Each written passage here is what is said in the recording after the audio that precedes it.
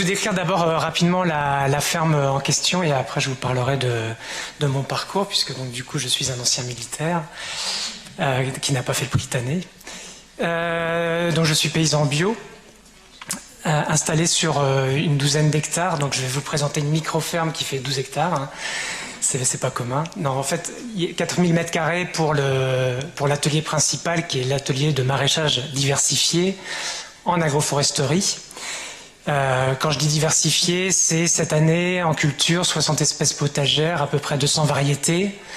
Et donc je ne mets pas tout ce que je produis par ailleurs comme plantes aromatiques et médicinales, petits fruits, les fruitiers qui composent donc les haies d'agroforesterie, donc essentiellement pommiers et poiriers, mais aussi des différents prunus. 5 hectares de prairies en production fourragère, donc je vends sur pied du fourrage pour des collègues éleveurs, et par ailleurs 1,2 hectare de production céréalière. Cette année, c'était censé être du triticale à 7 quintaux l'hectare. C'était pas un grand succès, mais bon, j'ai pas été le seul dans ce cas-là.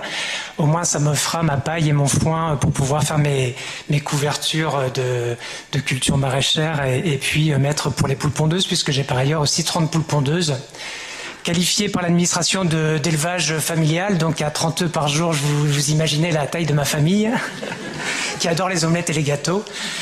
Bref, donc 30 poules pondeuses, d'où le fait de produire des céréales, ce qui me permet d'avoir à la fois la paille et le grain pour les nourrir. C'est pas encore le cas, mais ce sera un des développements. Je suis certifié agriculture biologique et n'étant pas satisfait par les dimensions sociales et aussi inclusion dans le territoire, j'ai par ailleurs la mention nature et progrès. Donc pour ceux que ça intéresse, et notamment la démarche participative qui est derrière, je vous invite à regarder ça de près. C'est vraiment une alternative très intéressante à la seule certification bio. Alors vous allez me dire, pour pouvoir faire tout ça, parce que ça représente quand même a priori pas mal de travail, donc je travaille seul sur la ferme, mais toujours bien accompagné. C'est-à-dire que je reçois pas mal de stagiaires. Vous l'aurez compris, ce type de ferme n'est pas encore très courante sur le territoire. Donc je suis assez sollicité et de fait j'accompagne un certain nombre de stagiaires qui ont des projets d'installation uniquement. Par exemple, je ne prends pas de woofer parce que je veux véritablement me concentrer sur des personnes qui souhaitent s'installer. Il y en a déjà beaucoup. Soit en BPREA, stage ADEMA avec Pôle emploi et stage paysan créatif de la SIAP, puisque je suis aussi un membre de la SIAP 49 donc du département, pour aider à l'installation. Quand je dis un UTH, je reviendrai là-dessus tout à l'heure, mais je considère 35 à 40 heures de travail hebdomadaire, donc pas un UTH habituel, comme dirait Kevin, c'est-à-dire avec 50, 60, voire 70 heures par semaine à certains moments, et ça globalement lissé sur l'année, c'est-à-dire sans grosse pointe l'été. J'en tire aucune fierté particulière, mais je tiens en revanche à préciser que les stagiaires ne sont pas pour moi une source de main-d'œuvre gratuite et corvéable à merci. Le temps qu'ils m'accordent, je leur rends sous bien d'autres formes, et je ne considère pas en tout cas que c'est un appui qui m'apporterait une UTH supplémentaire sur la ferme. C'est loin d'être le cas. En termes de chiffre d'affaires, pour l'instant, il n'est pas encore significatif, mais j'ai atteint mon objectif qui est de pouvoir me verser à peu près 0 € par mois au bout de 4 ans et demi d'installation. Alors, ça pourrait prêter à sourire, on pourrait se dire c'est pas très ambitieux, et pourtant, je remets ça avec en face le fait de ne travailler que 35 à 40 heures par semaine. Donc j'équilibre mes comptes et j'arrive à couvrir largement mes traites, et j'ai la grande chance d'avoir une femme qui, elle, a un travail qui est bien rémunéré, elle fait bouillir la marmite. Je suis juste chargé de mettre ce qu'il y a dans la marmite, et puis aussi créer le cadre de vie qui, bon, vous le voyez à travers les photos, est somme toute assez sympathique pour donc ma famille, qui est composée notamment de 2 jeunes enfants dont j'ai la charge, puisque la contrepartie du travail de ma femme, c'est qu'elle part à 7 heures et qu'elle rentre à 19 heures. Donc voilà, l'école, la cuisine, le ménage, tout ça, bon, bref.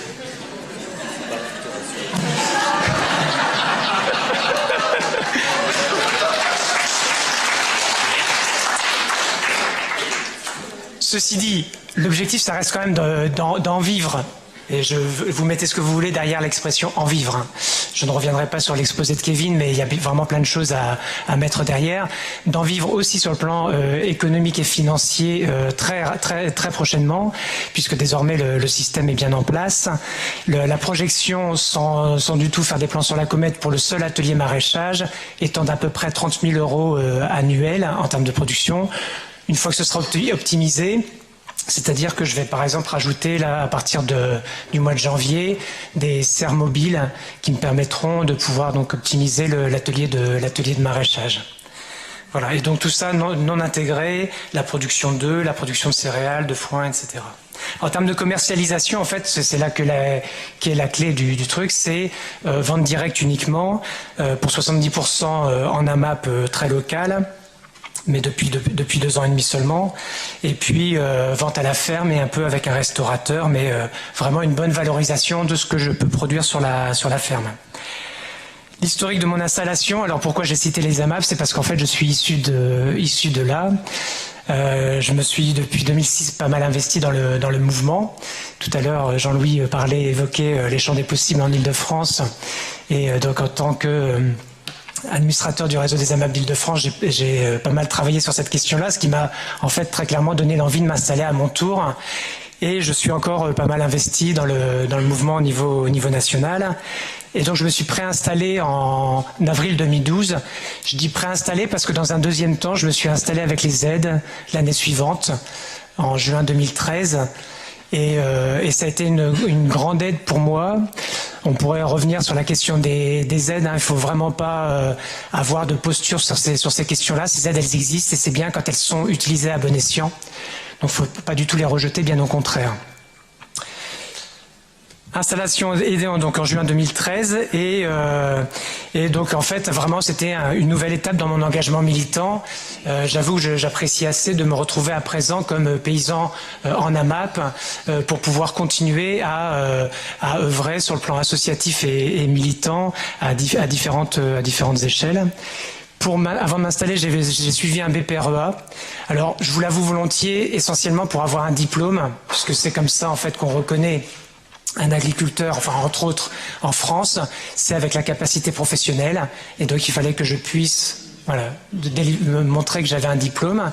Je l'ai fait à distance, et en fait ce qui m'a apporté le plus à la fois dans tout ce qui est connaissance, mais aussi les limites de la chose, c'est mon stage de BPREA que j'ai effectué pour la plus grande partie au Bec et Loing, donc désormais on sait où ça se situe. Où j'ai passé vraiment une grande partie d'une saison, en famille d'ailleurs, mais ça m'a amené probablement, enfin, il y a d'autres choses qui m'ont apporté probablement autant, et j'en profite que l'occasion m'en soit donnée pour remercier Laurent qui m'a accueilli une semaine sur sa ferme aussi, et ça a été une semaine où certes c'était un modèle très très différent, mais néanmoins qui m'a beaucoup appris, en tout cas confirmé dans l'envie de faire ce métier. Donc on peut s'installer comme paysan sans se mettre sur les bancs de l'école, certes, mais du coup derrière j'ai quand même trimé pendant 4 ans à faire beaucoup d'erreurs, et du coup j'ai surtout appris de mes erreurs. La création de la ferme s'est faite donc inspirée par les principes de la permaculture. Donc ça c'est issu de ma formation aussi au Bec et Loing, mais pas que, aussi parce que je me suis formé à la permaculture avec un certain Bernard Alonso à l'écocentre du Périgord, mais surtout parce que j'ai découvert la permaculture avec Terre et Humanisme lors d'une formation il y a déjà de nombreuses années. Le fil rouge de cette création de ferme, en fait, c'est l'autonomie. Donc, si je me suis inspiré de gens comme Jean-Martin Fortier, qui est aussi une des références aux côtés de la ferme du Bec et Loing, mon fil rouge, du coup, est très différent du sien, qui est plutôt la performance économique, de celui du Bec et Loing, qui est la productivité rapportée à la surface.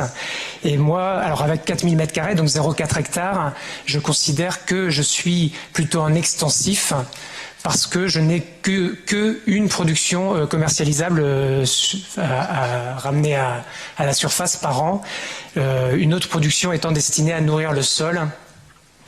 Et j'en reparlerai, puisque du coup je suis investi aussi dans le mouvement maraîchage sur sol vivant, qui me paraît indispensable pour pouvoir avancer sur ces questions. C'est ça, c'est pour ça que j'évite son regard, en fait.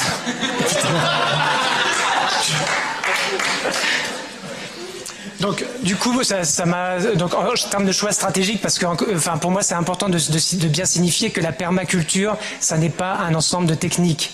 Ça, enfin, je le martellerai autant de temps qu'il faudra, mais la permaculture n'est pas un ensemble de techniques. C'est avant tout une méthode de conception. Donc, ça m'a amené à faire des choix techniques qui sont pour l'essentiel le non-travail du sol, le travail en agroforesterie, la conception en agroforesterie, etc. Mais ça, c'est une déclinaison d'un travail de conception initiale de la permaculture qui n'est pas, voilà, un ensemble de techniques, vous l'aurez compris. Dans le choix du métier, donc du coup, ce sur quoi on arrive, la première difficulté, c'est la complexité du métier, ça a déjà été dit, mais les nombreuses compétences et savoir-faire à maîtriser, c'est incommensurable. Il ne faut pas se mettre dans l'idée de pouvoir maîtriser tout ça dès le départ, et surtout pas seul. Donc, j'ai cité le réseau maraîchage sur sol vivant, mais c'est aussi les autres acteurs pertinent et légitime. Dans mon cas, c'était le mouvement des AMAP. C'est là depuis plus récemment l'atelier paysan aussi pour se réapproprier la question, notamment, même si pour moi la mécanisation est très faible, de cette autonomie aussi sur la mécanisation, mais pas que. Les formations continues et ça, enfin voilà, les GAB, groupements d'agriculture biologique, sont là aussi sur les territoires pour ça. Je citerai aussi les MOOC, les lectures diverses et variées, Internet. Mais comme tu l'as dit, il faut vraiment avant tout se dire, la plus grande complexité, c'est quoi? C'est que ça se place dans un projet de vie. Et moi, le projet de vie, en fait, c'était un projet de vie familiale avant tout. C'est pour ça que ce que je vous ai dit avant, ma plus grande fierté, c'est surtout de faire en sorte que ce soit compatible avec cet objectif que je me suis fixé, c'est faire en sorte de pouvoir me donner pleinement sur ma vie familiale, ce qui n'était pas le cas auparavant puisque j'étais marin, donc les suggestions n'étaient pas tout à fait les mêmes, et d'avoir du temps à consacrer à mes enfants, mais aussi par ailleurs en gardant une dimension associative et militante importante. Par ailleurs, mais ça a déjà été dit par Jocelyne ce matin, il ne faut pas du tout négliger les contraintes physiques du métier, mais elle a dit aussi, il ne faut pas non plus les fuir, il ne faut surtout pas les fuir. Il faut se mettre dedans à fond et les assumer pleinement, parce que premièrement, c'est une source de plaisir. Il y a même des gens, apparemment, ils font des marathons à Paris, à New York, ils se font souffrir le martyre bien plus qu'un maraîcher, et ça leur procure du plaisir. Bon, ce travail-là physique du maraîcher, c'est pareil. C'est pareil, ça procure aussi une forme de plaisir, et surtout ça vous met au plus près de vos cultures, de la connaissance que vous avez fine de votre terre. Mettez un robot et vous oubliez complètement de quoi votre sol est constitué et qui s'amuse à venir grignoter vos légumes, etc. Donc ça, c'est pour moi très très important. Pour pouvoir répondre progressivement à ces difficultés, on a parlé d'installation progressive. Personnellement, je qualifie ça de stratégie des petits pas. La ferme s'appelle la ferme des petits pas. Bon, voilà, pas très original. Mais pourquoi? Parce qu'en fait, ce sont des étapes à mettre en place pour ne pas se mettre en danger et surtout ne pas avoir à faire trop de compromis avec ce qu'on avait en tête au moment où on s'est installé. Je terminerai par les attentes par rapport à la recherche. Super. Ça a été un peu évoqué par François et je vais remettre une couche. On ne sait pas en fait ce que c'est de travailler, de cultiver sur un sol qui n'est plus travaillé. C'est quelque chose, pourtant les mécanismes ils sont connus. Hein. Les mécanismes ils sont connus depuis la fin du 19e siècle. Si je vous cite le mécanisme de la rhizodéposition. Levez les mains, ceux qui savent en quoi consiste la rhizodéposition. Alors je rappelle qu'on est à AgroParisTech. Bon, c'est un petit peu facile, mais c'est un mécanisme qui est connu depuis la fin du 19e siècle, hein, j'insiste. C'est le fait que les plantes, elles ont des exsudats racinaires, elles nourrissent la vie du sol. Sauf qu'en fait, ça ne marche pas si vous travaillez le sol et que vous apportez de la fertilisation. C'est un peu comme si, premièrement, vous cassez tout le substrat qui permettrait éventuellement de nourrir la plante, et ensuite la plante, comme elle ne peut pas se débrouiller avec le sol qu'elle a dans ses racines, vous lui mettez une perfusion. Qu'est-ce qu'elle irait s'enquiquiner à faire la cuisine? Forcément, ça ne marche pas. Et ça, c'est des choses qu'il faut redécouvrir. Et autant il y a quelques travaux qui ont été faits sur ces questions-là, ça a été fait plutôt dans les grandes cultures, notamment sur le maïs. Pourquoi? Parce qu'on a vu ça comme une perte. Le maïs perd de l'énergie, perd du carbone en nourrissant la vie du sol. Vous vous rendez compte? C'est un drame. Il faut essayer d'empêcher ça. Eh bien, ce qu'il faut maintenant, c'est qu'on arrive à travailler sur ces questions-là, sur l'ensemble des familles, et notamment en maraîchage, parce que, comme disait François ce matin, on a perdu les connaissances, si tant est qu'on les ait jamais eues, de savoir comment tout ça, ça se met en œuvre pour que les plantes puissent par elles-mêmes travailler en bonne composition, par symbiose, avec les champignons et les bactéries, très divers, au moins aussi divers que toute la diversité qu'on voit à la surface, et où il y a des phénomènes d'inféodation, etc. C'est très très très complexe. Et en plus, on s'amuse à enquiquiner tout ça avec des rotations systématiques entre chaque culture. Enfin, on arrive vraiment quelque part à des aberrations parce qu'on a trop simplifié le système. Donc, premier axe que je vous livre, et allez-y, j'espère que du coup la Fondation de France mettra un programme spécifiquement sur ces questions-là parce qu'elles sont importantes pour nous permettre de travailler sur des sols vivants. Et ensuite, donc du coup, plus au niveau social, puisque apparemment il n'y a pas que des agronomes dans la salle. Toute cette question, voilà. Toute cette question, la question aussi de la diversité des parcours. La diversité des parcours qui amènent à s'installer en agriculture. On en a eu un peu un aperçu, mais je vous assure, c'est vraiment que la face émergée de l'iceberg. C'est vraiment très très divers. Tout ça pour arriver à des choses très semblables. Pourquoi ? Parce qu'en face de cette diversité des parcours et des aspirations, on a globalement un même système de formation et on a des mêmes parcours institutionnels pour accompagner à la formation. Et quand je dis institutionnel, même dans nos organisations alternatives, on est un petit peu aussi dans cette dynamique-là. Du coup, qu'est-ce qui se passe? Bizarrement, tous les gens qui font un BPROA actuellement, quand je dis tous, bon allez, c'est 20 sur 25, veulent faire une micro-ferme en permaculture sur des petites surfaces, etc. Mais c'est pas normal. Ils devraient aussi vouloir faire du pain, ils devraient aussi vouloir élever des moutons, etc. Ça répondrait très bien à leurs aspirations.